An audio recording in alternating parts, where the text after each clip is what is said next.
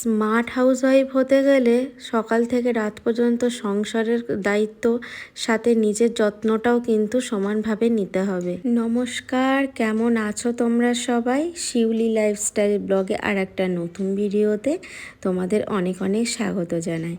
আশা করি তোমরা যে যেখান থেকে আমার ভিডিওটা দেখছো সবাই খুব ভালো আছো এবং সুস্থ আছো। তোমাদের আশীর্বাদে আমরাও বেশ ভালো আছি। শিউলি লাইফস্টাইল ব্লগের আমি শিউলি আশা করব তোমাদের প্রত্যেকের ভিডিওটা অবশ্যই ভালো লাগবে, আর ভালো লাগলে অবশ্যই একটা লাইক দিয়ে পুরো ভিডিওটা কন্টিনিউ দেখতে থেকো। তো এখন সকাল ঘড়ির কাঁটা বেজে গেছে 7টা, আর এখন তোমাদের সাথে নিয়ে ভিডিওটা শুরু করছি।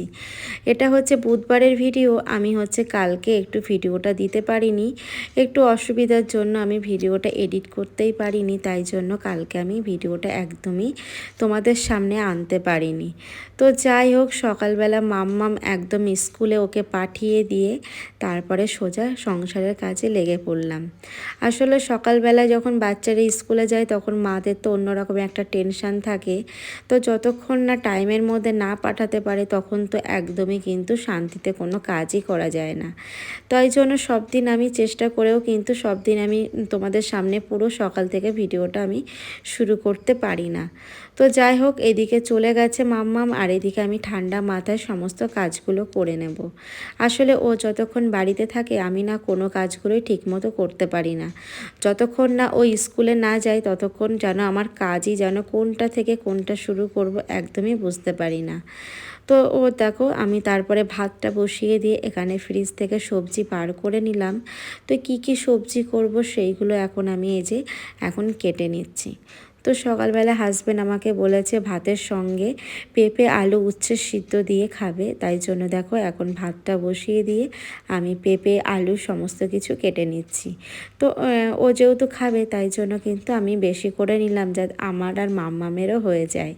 তো এইদিকে দেখো আমার কাটাকাটি শুরু করছে, আর এদিকে হাজব্যান্ড চলে এসেছে। এখন ওকে চা দিয়েছি, ও বসে বসে এখন চা খাচ্ছে। তারপরে ও ফ্রেশ হবে, ততক্ষণে কিন্তু আমার রান্নাটাও কমপ্লিট করতে হবে। আর সকাল থেকে উঠে না সবসময় আমার টেনশান থাকে যে টাইমের মধ্যে ওদের করে দিতে পারবো তো। আর টাইমের মধ্যে করে দিতে পারলে কিন্তু তার থেকে শান্তি আর কিছুই হতে পারে না, তখন দেখবে সমস্ত কষ্টটাই কিন্তু সার্থক হয়। তো যাই হোক, এদিকে কিন্তু লিকার চা করে দিয়েছিলাম, এখন আবার বলছে দুধ চা করে দিতে, তাই জন্য এখন আমি দুধ চা করব। আসলে ও না লিকার চাই খেত, এখন ইদানিং না দুধ চায়ের নেশাটা একটু বেড়ে গেছে। তো আমি তো বারণ করি যে দুধ চা একদমই খেও না। তো আবার দুধ চা করে দিতে হলো, দিয়ে ওইদিকে খাচ্ছে আর আমি এদিকে সোজা চলে আসলাম বিছনাটা গোছাতে। তো বিছনাটা গুছিয়ে নিয়ে তারপরে কিন্তু রান্নাটা শুরু করব। আসলে কালকেরও কিছুটা সবজি রান্না আছে, মাছ আছে, আর আজকে একটু কুমড়ো শাক করব। আসলে তোমরা তো আগের ভিডিওগুলো তো দেখেছো যে মা অনেক কিছু পাঠিয়েছিল, তো একদিনে তো সব কিছু খাওয়া সম্ভব নয়, তাই জন্য এক এক দিন কিন্তু এক একটা সবজি বার করেই রান্না করছি। আর এই দুদিন আমি বলেছি হাজব্যান্ডকে যে তুমি একদমই কোনো বাজার করো না, আসলে বাজার করলে পরে না এই সবজিগুলোও নষ্ট হয়ে যাবে। তো দেখো আমি কিন্তু এগুলো কেটে নিয়েছি, নিয়ে তারপরে এই যে ভালো করে এখন ধুয়ে নিচ্ছে। দেখো তোমরা দেখে বুঝতেই পারছো কতটা ফ্রেশ আর কতটা সুন্দর একদম টাটকা কুমড়ো শাক। তো এই কুমড়ো শাকটা কিন্তু আমি মুসুরির ডালের বড়া দিয়েই করব। তার জন্য কিন্তু মুসুরির ডালটা আমি আগে থেকে ভিজিয়ে রেখেছি, যাতে মিক্সচারে পেস্ট করতে কোনো অসুবিধা না হয়।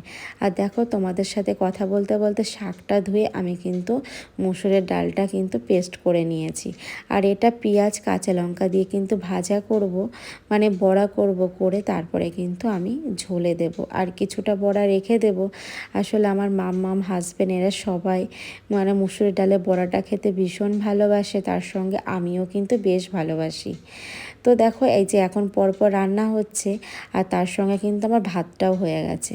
তো এই ফাঁকে কিন্তু আমাকে এই যে কুমড়ো শাকটা বসিয়ে দিয়ে আমাকে কিন্তু ভাতের মধ্যে যে সিদ্ধগুলো দিয়েছিলাম সেইগুলো এখন ভালো করে মেখে নিতে হবে। আর বন্ধুরা, সারাদিনে কিন্তু আমরা অনেক অনেক ভিডিও মানে অনেক কাজ করি, তো সেই সব কাজ কিন্তু ভিডিওর মধ্যে দেখানো সম্ভব নয়। তো সারাদিনে যা করি অন্তত 5 মিনিট বা 10 মিনিটের ভিডিওর মধ্যে কিন্তু কিছুই দেখানো সম্ভব নয়। তো যেইটুকু পারি সেটুকুই তোমাদের সাথে শেয়ার করি। তো তোমাদের সাথে কথা বলতে বলতে দেখো আমার মসুরি ডালের বড়াগুলোও হয়ে গেছে, আর খেতেও কিন্তু অনেক ভালো হয়েছিল। জানো তো, এরকম বড়া হলে ভাতের মধ্যে একটু আলু সিদ্ধ দিলে আর কিছুই কিন্তু লাগে না, তাই না? তো আমার এদিকে সমস্ত বড়াগুলো ভাজা কমপ্লিট হয়ে গেছে। আর এই রেসিপিটা আমি আমার মা থেকে শিখেছি, কারণ আমাদের বাড়িতে যখন রান্না হয় একদম তো গ্রামের বাড়ি, আর ওখানে তো একদম সাদামাটাই রান্না করে। আর তোমরা হয়তো অনেকেই জানো বন্ধুরা যারা গ্রামে আছো, যে যে কোনো তরকারি কিন্তু 2 সোমবার করে রান্না করলে কিন্তু দারুণ টেস্ট লাগে। আর আমিও কিন্তু এইভাবেই রান্না করি। আর আমার বাপের বাড়িতে তো কোনো তেল মশলাই খায় না, ও শাক সবজি দিয়ে মাছ খেতেই বেশি পছন্দ করে। সেটাতে কিন্তু অনেকটা ভালো, অনেকটা হেলদি খাবার। তো যাই হোক, এদিকে আমি কুমড়ো শাকটা বসিয়ে দিয়ে তারপরে কিন্তু এই যে সবজি কাটছি, এটা হচ্ছে কালকের জন্য। আর রাতে কি রান্না করব তার জন্যই কাটছিলাম। আসলে সব কিছু কাজ তো এইভাবেই গুছিয়ে রাখতে হয় যাতে আমি টাইমের মধ্যে সবটাই করতে পারি। আর আমি কিন্তু এইভাবে কাজগুলো সমস্ত কাজ গুছিয়ে রাখি যখন আমার সুবিধা হয়। তো আগের থেকে আমি গুছিয়ে রাখি। এই যে রাতের সবজি কেটে রাখা, সকালের জন্য কেটে রাখা, এই যে আমার এখন রান্নার চাপটা নেই বলে গুছিয়ে রাখতে পারলাম। আর তার জন্য দেখবে রান্নাটাও আমার কিন্তু তাড়াতাড়ি হয়ে যাবে, আর সবজি কাটার দিকে কোনো চাপই থাকবে না। তো এদিকে কিন্তু চিংড়ি মাছ দিয়ে কচু শাকটা ছিল একটু কালকের, মানে আগের দিনের, আর বড়া তার সঙ্গে দেখতেই পারলে সব কিছু করে নিয়েছি। আজকে সিম্পল রান্না। আর মাম্মাম দুপুরবেলা যদি ডিম খায়, ওকে একটু ডিমের অমলেট করে দেবো, তো এটাই রান্না বলতে পারো। আর সমস্ত সবজিগুলো এই যে ভালো করে ধুয়ে ফ্রিজে রেখে দিলাম। তো এটা পরপর চলবে। আসলে রাতে যদি রান্না করি তো এই যে পটল যে কেটে রেখেছি ওটা দিয়েও হয়ে যাবে, আর কুদলিটাও কেটে রেখেছি। আর সবজিগুলো দেখবে কেটে রাখলে না তাড়াতাড়ি করে রান্নাটাও খুব সুন্দরভাবে হয়ে যায়। আর রান্না বসিয়ে সবজি কাটতে গেলে কিন্তু অনেকটা দেরি হয়, তার সঙ্গেও কিন্তু রান্নাটার দিকে মন থাকে না, আসলে তালগোল পাকিয়ে যায়। তাই জন্য কিন্তু রান্নার দিকে অনেকটা মনোযোগও আসে না। তো তারপরে দেখো সব বাসনগুলো মেজে নিয়ে এখন এই যে আমি এখন রান্নাঘরটা ভালো করে পরিষ্কার করে নিচ্ছি। এটা আমার প্রত্যেক দিনের রুটিন বলতে পারো। রান্না শেষে যদি রান্নাঘরটা একটু ক্লিন না করি না, আমার একদমই ভালো লাগে না। তো এই যে এটা করার পরে কিন্তু আমার কাজ কমপ্লিট হয়ে যাবে। তারপরে ঘরটা মুছে কিন্তু মাম্মামকে স্কুলে আনতে চলে যাব। আসলে ওরও তো আনার টাইম হয়ে যাচ্ছে, আর ওই দিকে টাইমের মধ্যে না গেলে তো আবার এই দিকে দেরি হয়ে যাবে বাড়িতে আসতে। তো এখন আমি স্নান পুজোটা করব না, বাড়িতে এসেই করব। এখন স্নান করতে গেলে অনেকটা সময় লেগে যাবে, আর স্নান করে তো পুজো না দিলে তো ভালোও লাগবে না। দেখো সমস্ত ঘর মুছে এখন এই যে ব্যালকনিটা মুছে নিচ্ছি। এখন মোছা হয়ে গেলে তারপরে চলে যাব মাম্মামকে আনতে। তো চলো বন্ধুরা, তোমাদের সাথে পরে আবার কথা হচ্ছে। তো দেখো মাম্মামকে নিয়ে বাড়ি যাচ্ছি, আর ভীষণ রোদ বন্ধুরা, ভীষণ গরম, মানে এতটাই গরম লাগছে যে ভালোই লাগছিল না। তারপরে বাড়িতে এসে ফ্রেশ হয়ে এই যে মাম্মামকে স্নান করিয়ে দিয়ে ওকে খেতে দিয়ে তারপরে কিন্তু হোমওয়ার্ক করতে বসিয়ে দিয়েছি। এখনও বসে বসে হোমওয়ার্ক করবে, আর আমি কিন্তু স্নানটা করে নেব।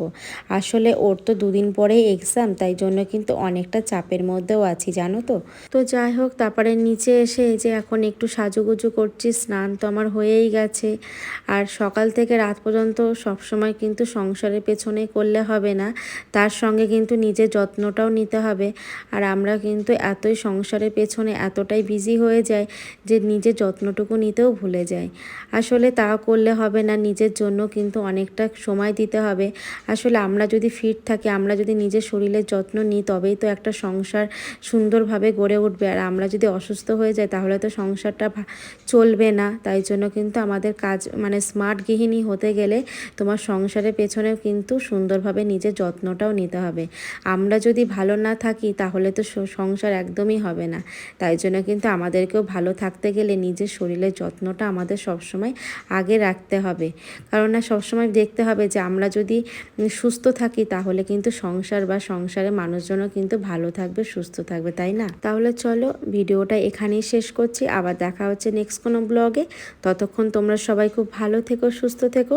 আর ভিডিওটি যদি কোনো অংশে একটু ভালো লেগে থাকে অবশ্যই একটা লাইক কমেন্ট করো। Tata, by.